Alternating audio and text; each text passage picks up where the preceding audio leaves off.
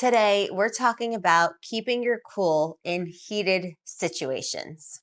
Let's get into it.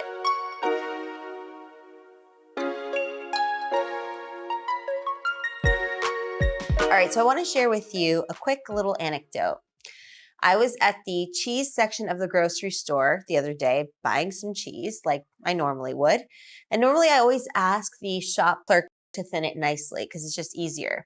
This time they were about to do it, but there was a begrudging customer exclaiming that they were on their way to the airport and that they didn't have time and they needed their order of cheese right away. So this angry customer began to raise his voice and throw out a litany of complaints. And even though it was inconvenient, to say the least, I took my wedge of cheese and I barreled out of there. But I wasn't too pleased about it. It got me a little bit annoyed. Later that morning, when I unwrapped the cheese and I began to slice exquisitely thin pieces to put into our scrambled eggs, I was like, okay, this is not that bad. And as my husband and I sat down to eat our meal, we delighted in how much better and tastier the eggs were because the cheese was so finely sliced. It was definitely a teachable moment for me when I realized that when you keep your cool, an even better outcome could manifest, better than the one that you had even fathomed or expected. In fact, if I had made a big fuss and put up a fight about letting the shop clerk slice the cheese for me, it would have caused unnecessary stress, aggravation, and not to mention increased cortisol levels and ultimately less tasty eggs because we would never have made that discovery. So the takeaway here is that whatever techniques you implement to keep your cool in a tough, heated situation, one that really starts getting under your skin, one thing that can motivate you is the potential better outcome. And in the stressless state of being, you'll be more equipped to attune yourself to what that better outcome is. All right, so some techniques for keeping your cool. I'm going to share a few with you right now. So the first one is breath work. This can be done anywhere, and it goes without saying that it's extremely good for us. It's also imperceptible, so people are not going to notice that you're, full on engaged in a anti-stress technique. It's very subtle because you're breathing, and that's what we all do. The second one is to smile, even just to yourself, just smile because it relaxes the muscles in your face where we carry a lot of tension, particularly our jawline, our brow line, and just it gets the muscles in your face a little bit more relaxed. And we definitely need that in a time when we are a little bit aggravated and annoyed and we just want to scream.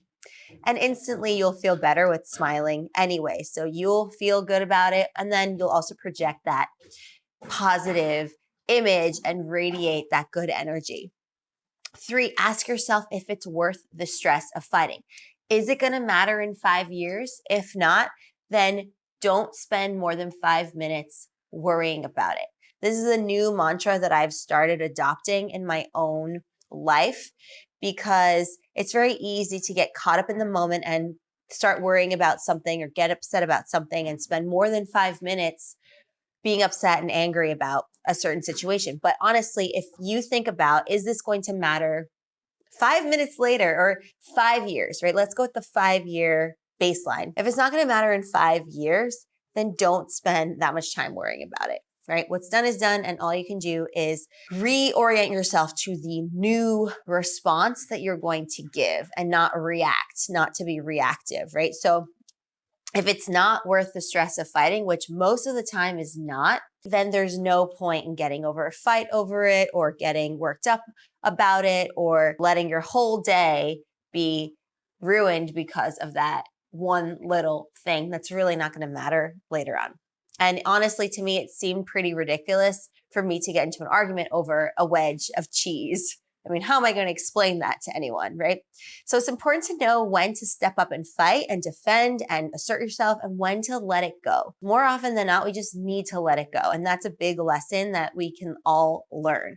We just have to really think about it, give a lot of perspective to certain situations, and then choose our battles because not every single battle is worth fighting.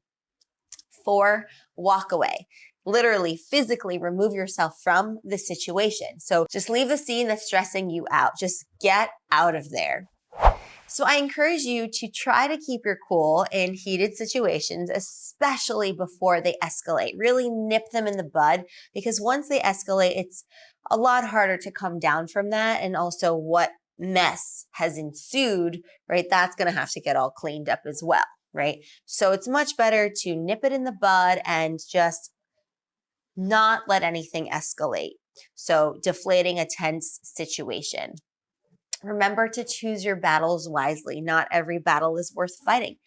And use some of the other keep your cool techniques to help you stay calm when your blood begins to boil and you just feel like you want to explode, right? And with practice, it's not easy at the get-go, but with practice, you'll start to automatically de-escalate a situation and stay in control of your emotions.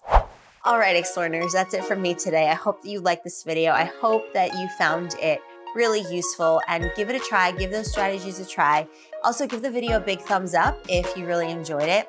Also, a question for you. Have you had a similar experience with keeping your cool and rising above those heated emotions? Share that with the exploring community in the comments down below. And if you want to help our channel continue to grow, be sure to share it with friends and family and anyone you think would really benefit from these communication and social skills strategies. All right, I will see you in the next one. Happy exploring, everyone.